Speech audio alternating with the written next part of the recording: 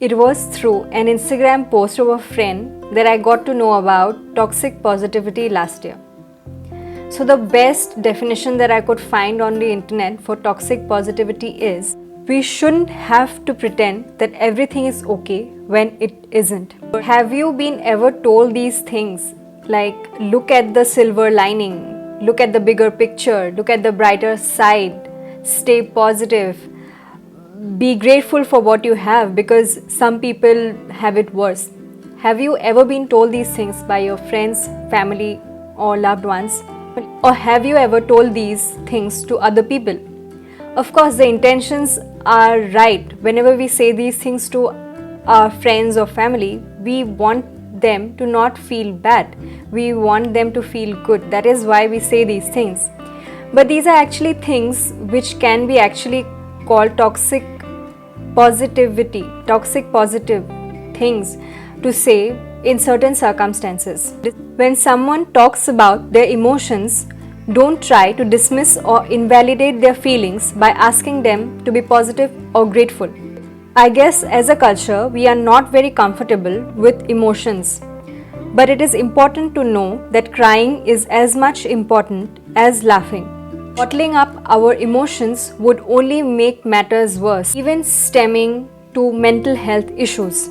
Certain things are genuinely sad in life. For example, a loss of your close one, a loss of life, a loss of job, a breakup. These things are genuinely sad things. You are meant to feel sad. A freaking pandemic is going on right now. You are supposed to feel low. But of course, dwelling in the past will only make us more sad. But not acknowledging these emotions too can severely harm us in a very negative way. I am in no way promoting being negative or pessimistic.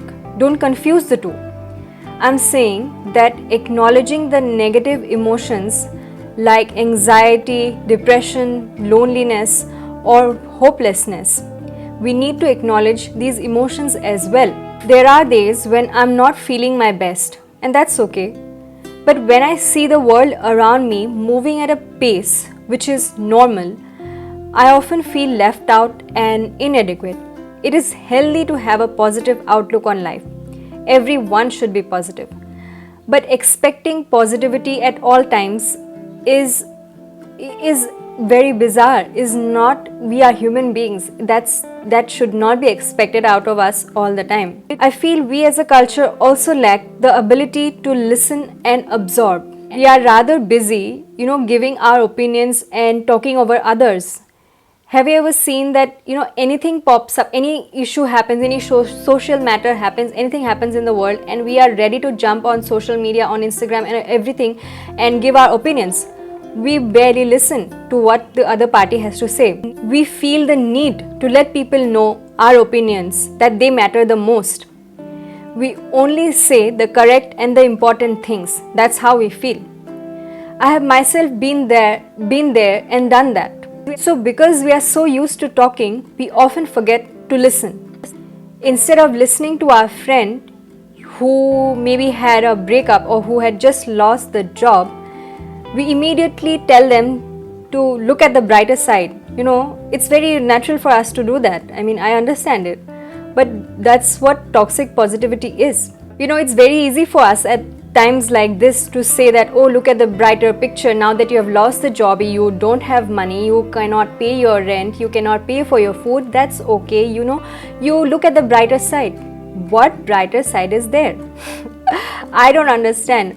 Of course, we should, that will maybe give you an opportunity for that person to maybe go get a better job. But at that moment, when you tell somebody to look at the brighter picture, to be grateful for what they have, it's very hard to do that. We can try to be grateful for the things we have, to be, to look at the brighter picture.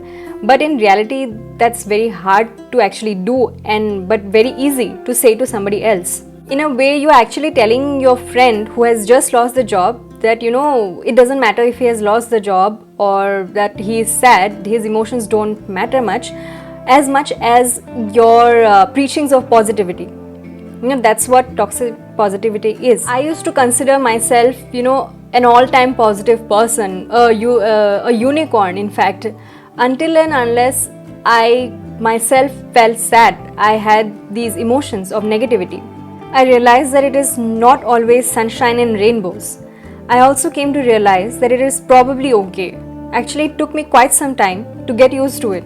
The culture of toxic positivity only seemed to be aggravated by the pandemic. And I totally understand that the world was only trying to cope, to have its own coping mechanisms. People all around the world were trying the best that they could do. An article that I recently read on BBC.com called Tragic Optimism, the Antidote to Toxic Positivity, gave me some few insights. I will leave a link in the description box below if you want to read it. I'll read an excerpt from the article. Tragic optimism posits there is hope and meaning to be found in life, while also acknowledging the existence of loss, pain and suffering.